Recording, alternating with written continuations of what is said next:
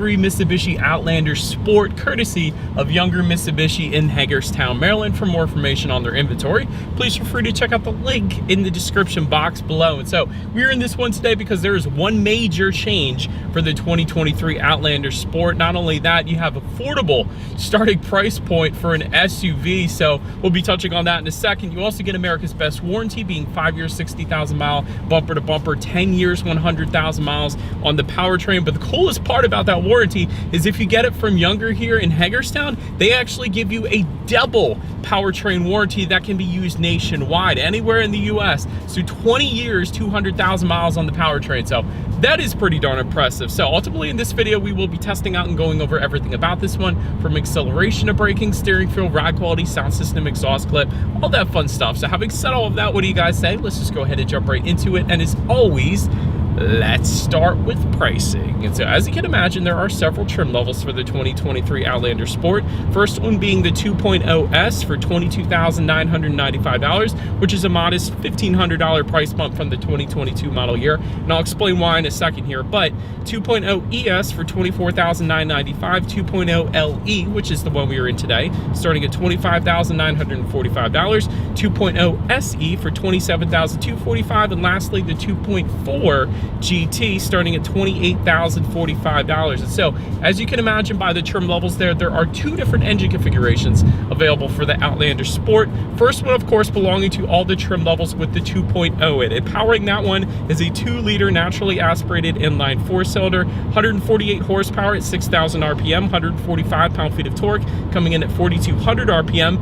Power sent to all 4 wheels only. And so for the 2022 model year, it was less expensive because the standard configuration was front wheel drive. Now Mitsubishi is giving all-wheel control, which is their 4-wheel drive system bred for rally racing, coming standard on every single trim level across the board. So no longer is front wheel drive even available for the Outlander Sport. But anyways, power is going to be sent to the ground through a CVT, aka continuously variable transmission. 0 to 60 time coming in at approximately 8.7 seconds for that engine setup, with MPG numbers coming in at 23 in the city, 29 on the highway, taking regular unleaded fuel. But so then there is that other engine configuration, of course, belonging to the GT trim level. That one is powered by a 2.4 liter naturally aspirated inline 4-cylinder, 168 horsepower at 6,000 RPM, 167 pound-feet of torque, coming in at 4,100 RPM, again sent to all 4 wheels through a CVT. 0 to 60 time for that one, approximately 8 seconds flat, with MPG numbers coming in at 23 in the city, 28 on the highway, but yet again taking regular unleaded fuel. And so now that we got all of that out of the way, what do you guys say? Let's go ahead and find a straightaway. Let's put that acceleration here to the test. And again, we do have the 2-liter naturally aspirated 4-cylinder with us here today, but let's go ahead and put this thing to the test and let's see how quickly we can get the new Outlander Sport here up to speed. All right, here is our straightaway. Let's see. No slipping, that's good. So it is wet out. Yeah, you shouldn't have any issues emerging onto the highway. That's definitely not that bad, so I don't mind that. Not the quickest thing in the world, of course, but it will get the job done, and that's all you really need in an SUV like this, is the point A to point B kind of SUV. This certainly isn't a race car or anything like that. So like I said, it'll get the job done. But anyways, to go along with that acceleration, as always, braking is equally important. And so up front, you will find 11.6-inch ventilated front discs. In the back, 11.9-inch solid rear disc. As far as that 6E0 stopping distance goes, it's actually going to come in at a very impressive 118 feet. So as far as braking feel goes, it's great. It's wonderful here in the Outlander Sport. I love it. Definitely leans on the firmer side of things, instantly brings you to a stop. And that 118-foot number, honestly, that's proof in itself, because typically in SUVs, you're gonna find mid 120s, if not upper 130s I've seen it in. So 118 feet, that is sport sedan good. That's typically what I see in sport sedan. So brilliant number, excellent braking here in the Outlander Sport without a doubt. Then touching on suspension and handling, up front you're going to get a McPherson strut front suspension, in the back independent multi-link rear suspension, front and rear stabilizer bars. As far as ride quality goes, it's actually not that bad. I'm cruising right now. It's a very smooth road in Hagerstown, but still, nonetheless, I don't mind the ride quality. It feels perfectly fine, so no issues there. As far as steering feel goes, it's one of the first things I noticed when I first got in this one. Now, there's no fancy driving modes to make the steering feel heavier or looser reflector or anything like that. But having said that, this is one of the first things I noticed, because it does definitely tend to lean on the heavier side of things. So it's weighted as a heavier steering feel, which I personally prefer. It instantly points you in the direction that you want to go. So I personally love this steering feel here on the Outlander Sport, because a lot of times in SUVs, you get this loosey-goosey steering feel that I'm not a fan of, and I say that all the time, but the Outlander Sport, it feels good. I like it. But anyways, cabin noise, touching on cabin noise, we're going 55 miles per hour right now. I'll let you guys be the judge of that. Wind noise is almost non-existent. It's quite brilliant. There's maybe a little bit of road noise, but for the most part,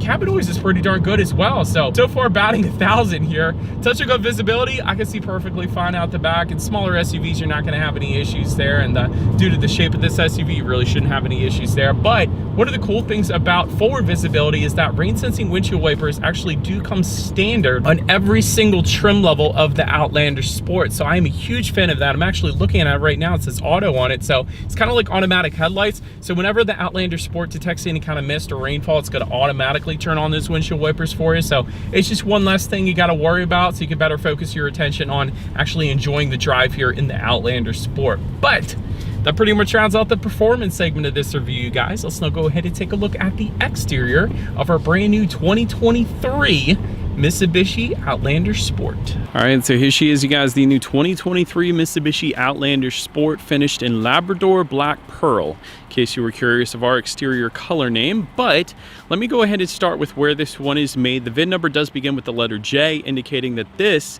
is made in Japan, built and assembled in Japan. It's almost completely in Japan, so 100% JDM. But anyways, let's go ahead and start up front of the Outlander Sport here. Full LED headlights do come standard for every single trim level across the board. I personally love that.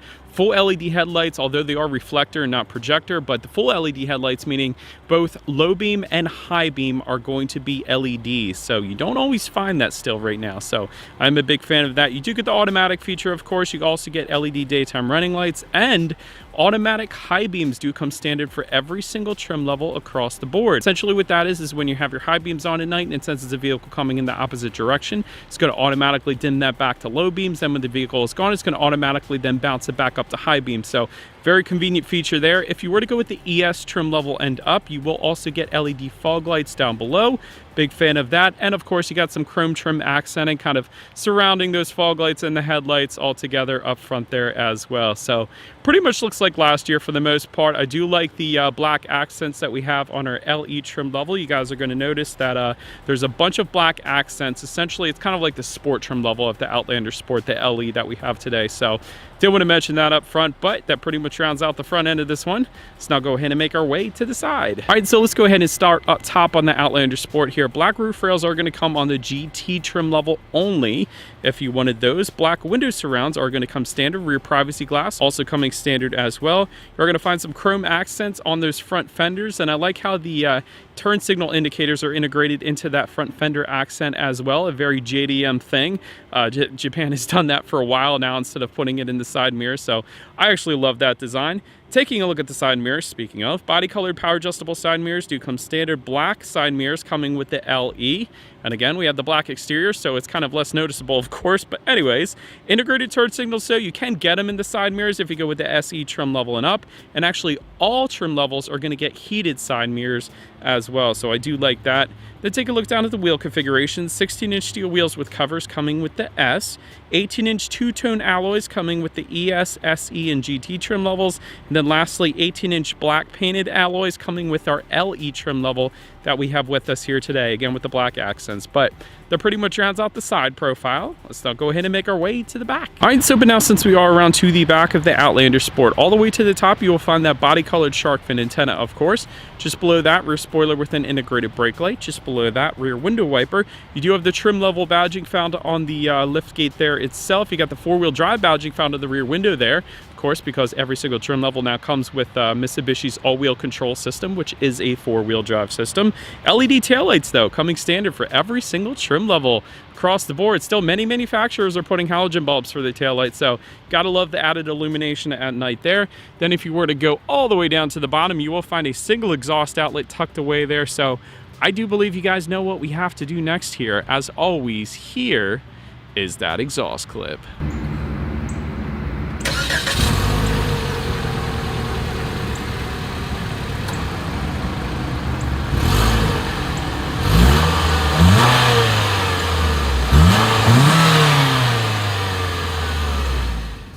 Alright, so but now since we are around to the back of the Outlander Sport, when it comes to opening that rear tailgate, it is a manual tailgate for all trim levels across the board. So simply just lift up on that rear tailgate and it is going to obviously open up for you. But once opened up, cargo capacity comes in at 21.7 cubic feet. If that was not enough space, of course, the rear seats do fold down, bumping that up to 49.5 cubic feet. There is some cargo lighting back there. It is in the form of a halogen bulb as opposed to the LEDs. Cargo cover is back there as well. There are tie-down anchors. There is a grocery bag hook found on the driver's side in the back there. Cargo nets are going to be available, and there is some indented storage kind of in the back two corners in the cargo area as well, so I like that. And then if you were to lift up underneath of that cargo floor, you are going to find a spare tire as opposed to the fix-a-flat, which I personally prefer.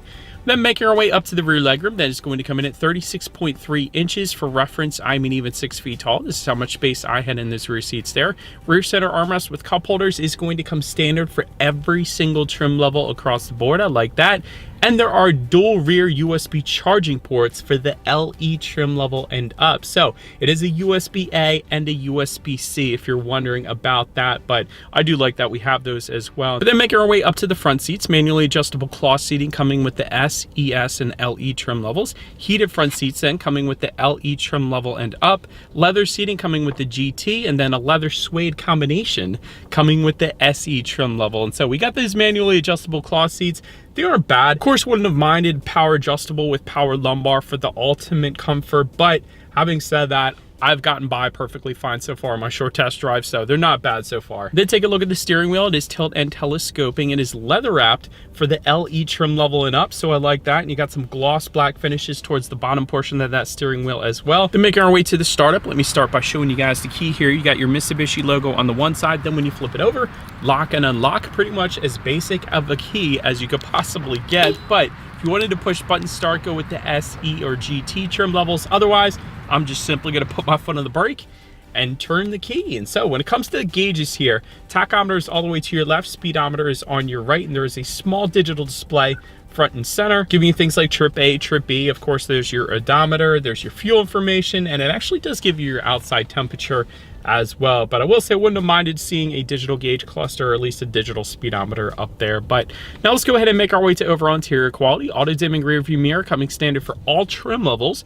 across the board. That's something you don't usually see for all trim levels in this price range, so I did want to emphasize that. Home light controls coming with the GT trim level. Automatic climate control coming standard for all trim levels across the board. That's going to be that dial on your left there. Then you simply just press in on the middle dial to set it to auto. One of the things I do like about the interior quality here is just surrounding the shifter, you got some chrome trim, and then you have some texturized silver trim kind of surrounding the four-wheel drive button, which you could set it in full four-wheel drive mode if you wanted to. There's a little bit of rubberized storage just in front of that. Just behind this shifter though, you do have your dual cup holders, your manual parking brake, and within the center armrest, decent amount of storage, and there is a 12-volt power outlet in there as well. So overall, when it comes to interior quality, it is pretty much on the basic side, but it should get the job done for you. But anyways, let's now go ahead and make our way to the infotainment screen here. 7-inch color touchscreen display is going to come with the S and ES trim levels.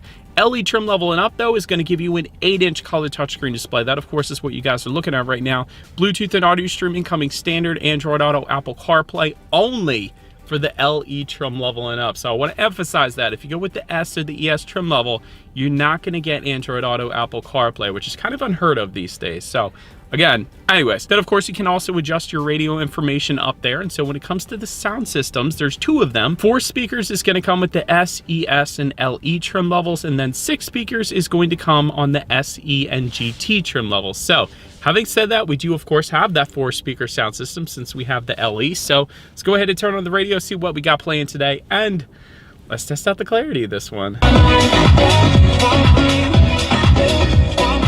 All right, so 4 speakers, obviously. I think you guys pretty much know how that's gonna sound. Clarity wasn't there. The bass was okay. I don't mind the bass, but clarity was definitely a bit muffled as you went up in volume. So I did want to say that 6-speaker sound system is definitely where you're going to want to be at with this. Or of course, there's aftermarket sound systems if you really wanted it. But anyways, last thing I want to mention to you guys on the infotainment screen is when you do put the Outlander Sport in reverse, you will find a rear view camera coming standard across the board, which is always going to lead us into safety. And so front side curtain airbags do come standard. Driver's knee airbag up front as well. In the back, you're going to have latch, aka lower anchors and tethers for children for the rear car seats, rear child door locks, tire pressure monitoring system. Then also coming standard, forward collision mitigation system with pedestrian detection, lane departure warning, and then the SE and GT trim levels are going to add to that blind spot monitoring system with rear cross traffic alert and lane change assist then as well. And so overall, when it comes to my final thoughts of the Outlander Sport here, great starting price point. I got to give them credit for that. And everything comes standard